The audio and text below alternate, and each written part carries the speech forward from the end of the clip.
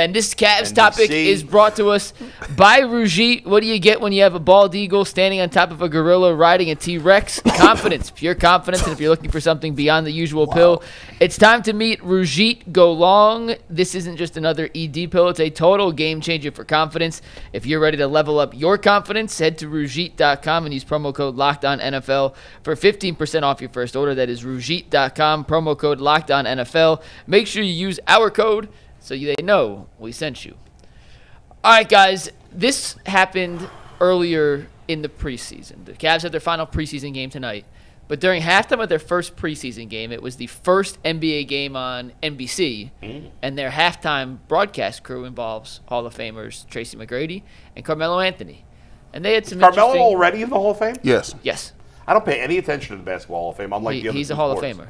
Isn't that weird? They were on the studio analyst show for the halftime show for the Cavs, Bulls, and they had some interesting comments on Evan Mobley that we haven't talked about yet. So I want to play them tonight and then make this discussion go even deeper. But here is Tracy McGrady, Carmelo Anthony on Evan Mobley. We saw Giannis took that step right around his 4th or 5th year. He's showing more. He's going inside. If you could score inside and you have the versatility to knock down shots from the outside, you become hard to guard, you become easy to play with, you become a media darling. And everyone pause as he goes up, takes that dollar up the top and leaves 4 quarters. And once again, inside work for Evan Mobley. I'm looking for him to take the jump, and that's why I think the Cavs take that jump. I think he could be an MVP candidate, right? Because I think the Cavs are going to be at the top of the Eastern Conference. I think he's going to take another leap offensively to pair that with his great defensive prowess.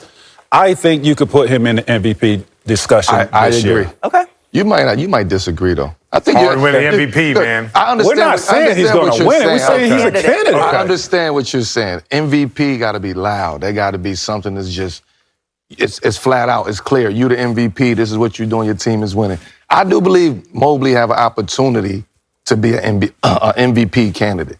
With that team, what they're capable of doing. If he takes that next step, which Coach Kenny Atkinson is talking about, and he developed like the way we think he should or the way we think he will, he's This is what's going to be scary for him. Like, he's put on some weight, and as we've seen in those clips and what we talked about in the pregame, I want to see him in an internal on the offensive end, putting pressure on the defense.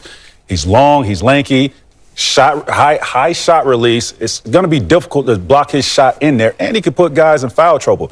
But when he step out and knock down that clip from beyond the arc, man, if he's trailing, knocking down that trail three, yes. I kind of like that group, by the way. Brady, you didn't even give Brian Scalabrine any love there, Mike. I forgot, to be honest. I like Scalabrine. Well, he's not a too. Hall of Famer. I said Hall of Famers, Carmelo and Tracy. Shout out to Scalabrine. The White Mamba.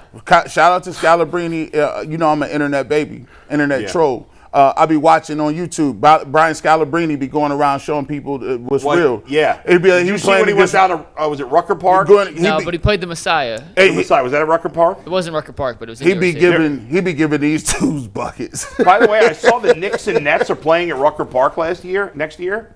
Did you hear about this? It's an exhibition. It's not a real game, but yeah. Oh, that sucks. Why don't they play? They can't play outside. They can't play outdoors. Why not? It's concrete, bro. So what? Are you crazy? I can't play outdoors anymore because it destroys my knees. They're not playing a Well, if game they're playing an outdoors. exhibition, they're playing on there. No. I'll be surprised if any of the real guys play. Concrete don't move, bull. None of the real guys are going to play? I mean, like in the Cavs preseason game on Sunday, Nobody none of the starters showed Mike, up. you telling me? Don't the Cavs got a You're game telling tonight? me these guys don't ever play on concrete? No. No. I don't know how I played in concrete in high He's school. gone soft as a country. Oh, no, that's the final straw. We've actually gone smart. We've got smart, yeah. Yes. We actually give water to extend your career. We actually give water to football players in 90-degree heats, right? Just right. So the question I want to it ask. would be cool to see them play. Shout out to Tracy McGrady for getting the Neograph. The question I want to ask, though, we'll start Tyvis and then we'll go down around the horn to Bull. If what Tracy and Carmelo is saying turns out to be true, at least he's in the conversation. Yeah. What does a season like that have to look like for Mobley, Tyvis? Like, what does that actually look like in reality? What does an MVP Mobley season look like in your eyes? MVP for Mobley, he got that numbers-wise, that's like 25, 12, and 6 or 7. Like, and he's got to be on the defensive side. We're back into the DPOY conversation for back-to-back years. That's what that looked like. I mean, he literally would have to do everything. Like, the only thing that he didn't do this year was be a good, like a primary ball handler. Feel like if he add that to his repertoire, and he dishing that thing, which he was actually, the big assist thing was money between him and Jared Allen. He kicking that thing out to other people. He get the ball at the top of the wing, driving and kicking or driving and finishing.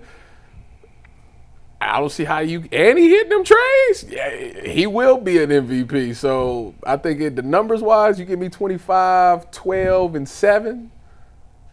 That's the MVP season for me. Man, so listen. Let me talk about the worst MVP seasons of all time.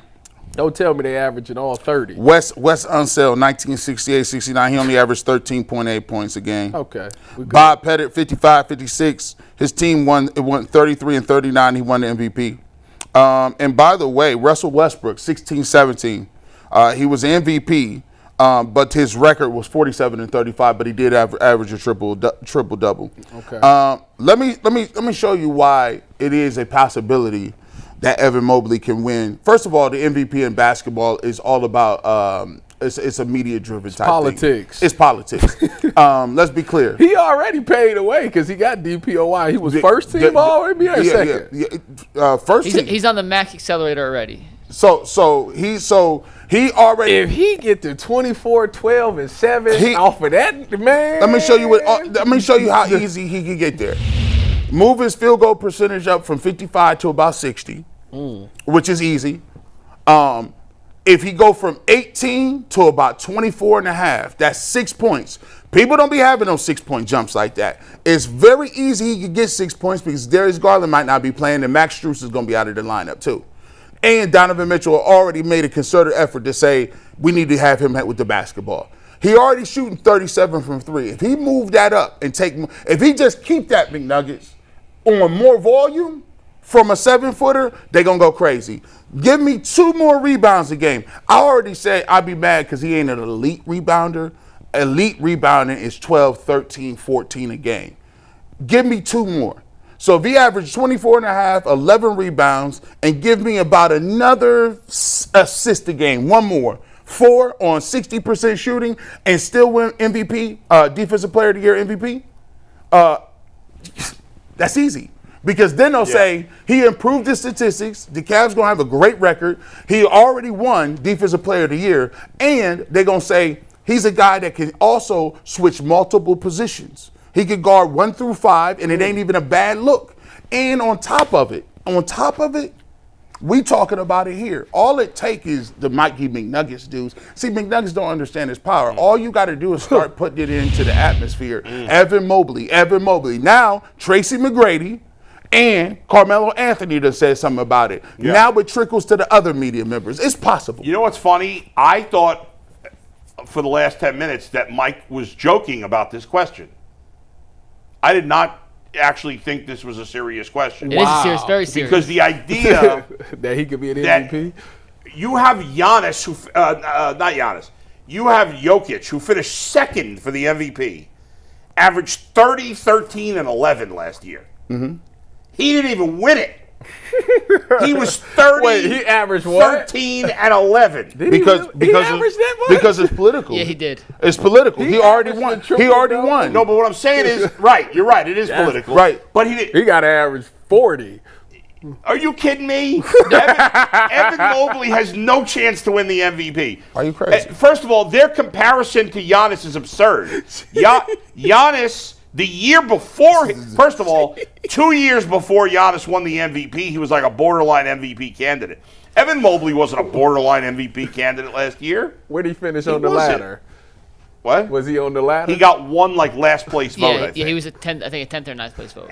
And by the way, I know I've been a little critical of times at Mobley. This is not really a knock at him. He's a very good NBA player. But this is a whole new ball game when you talk an MVP. Is it? Of course it is. No, his points per game would have to go up minimum of 7 per game and probably 10 or 12. So to your point, Bo, and I'm glad you brought this up because I wanted to talk about you and I actually on this one, as much as we've been disaligned on Evan Mobley in the past, and Steve, leave this up. 50, 40, 90. We are very much in line on this one. Yeah. An MVP Mobley season, in my mind, has to be 28.5 points. Yeah. He's got to jump 10. Right. The field goal percentage I don't think it'll go up because I think he's going to take so many shots to get to that. Yeah. It's hard to increase your efficiency and volume, especially when you're shooting 50, threes. 40, 90. His rebounds have to be about 12. He has to average about 3 to 4 assists. He has to average 2.5 to 3 blocks. He has to be looking at a stat line that when we pop it on the screen, 5 by 5. you know, when we show you the Jokic stats, and you're always like, oh my God, Jokic is doing. Yeah. That's what an MVP season for Mobley it has to look like. Jokic and SGA are better at Mobley than except for defense at everything. So let me give you this. So McNuggets I gave him better stats in the theoretical season than he gave me. I said he's averaged 24.5, 60% shooting, 38% from 3 on higher volumes, 11 rebounds, and 4 assists. And he's the defensive player of the year. If he is 24 and 11, he gets no MVP votes. Let me show you why. Let me show you why you basketball aficionados. I'm not a basketball aficionado. I'm gonna give you one outlier. Yeah. I'm gonna give it to you, and I'm gonna say, how did this work? Cavs give it to you. I'm gonna give it to you. Huh? And G, before you give it to us, pause. Here's the one caveat. I think, and this is to no doing of Mobley of his own. Yeah. But a lot of Cavs fans feel like nothing the Cavs do in the regular season is going to matter. And when you look at awards, a lot of it's narrative driven. Like the reason Jokic didn't win MVP last year was because he'd already won 2 in a row. So I think even when, and I'm saying when because he's going to make a jump, will it be into that MVP category stratosphere of stats? I don't think it'll be that crazy. But for Mobley, he's going to have to overcome the whole notion that, well, he hasn't proven in the playoffs. We can't put him in that same class as a Jokic or an SGA. And I'm not saying that's even fair. I'm just saying I think that's kind of the reality of the situation they're currently in. Let me go ahead. Let me give you this. Let me just set it up. Let me just close this out. And this is ironclad. This is ironclad. So let me give you these stats right here. Let me bring this back.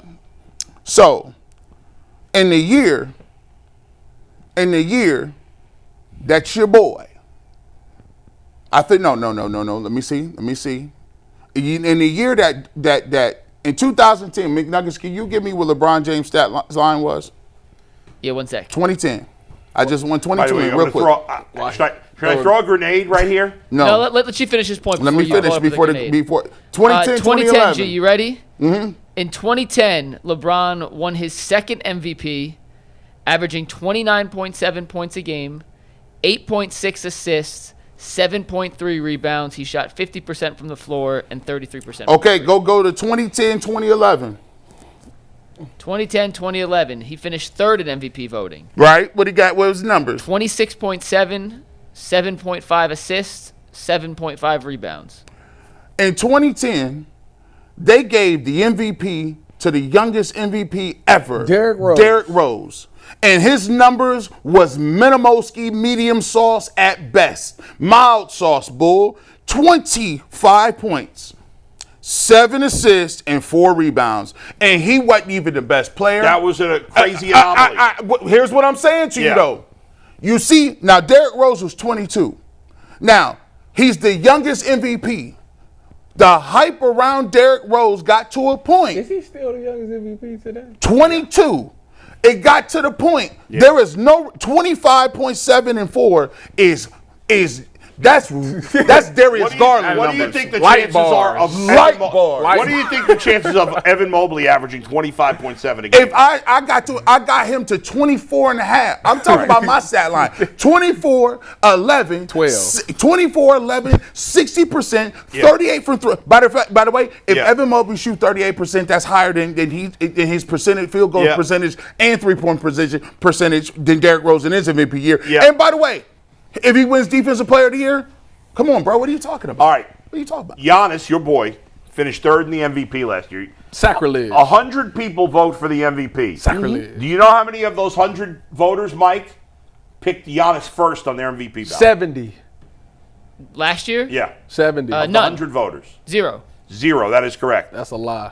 Do you know what his, let me give you his averages last year for Giannis. Okay. 33 points. 30 and a half points, 12 boards, 6.5 assists. 30 and a half, 12, 6.5, and he got 0 first place votes. You know why? Because he won it already. He already won it already. No, because the other two guys were even better, and their teams were better. No, that's a part of it. But the reason why did Jokic not win it last year? Because he wasn't the best player. Because he already won it. Yeah, but that wasn't just that. He wasn't. So when it is voter fatigue. Once Giannis won it back-to-back or 2 years, they're like, it's Jokic's turn. Once Jokic won it, it was SGA's turn. Mobley is I'm not saying it's impossible that he would ever win an MVP. He could be in the conversation. I'll open that possibility up. But this year, no chance. He would have to make such a jump.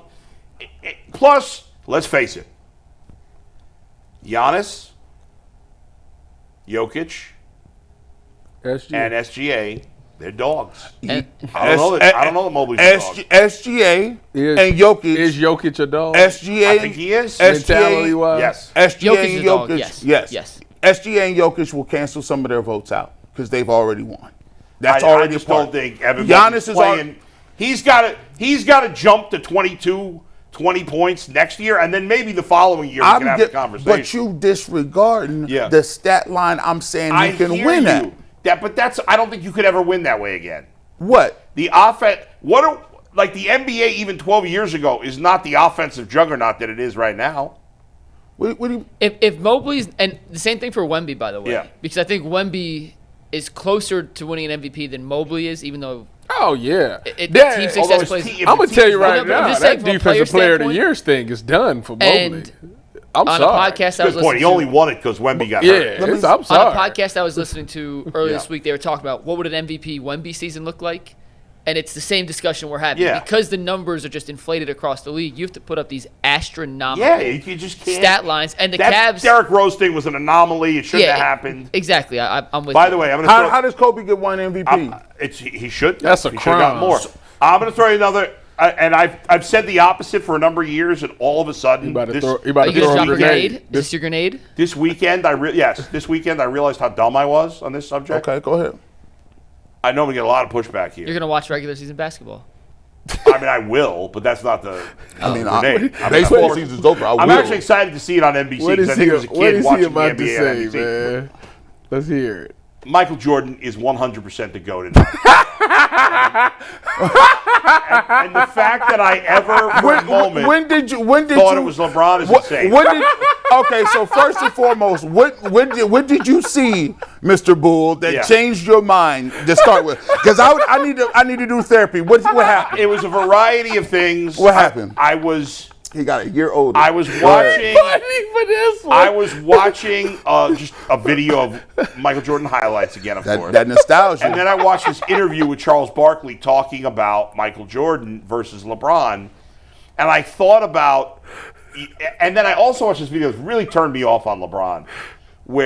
And that's what it was meant to do, to be honest. But so he understands it was propaganda, and it still was susceptible to it. Let's hear it.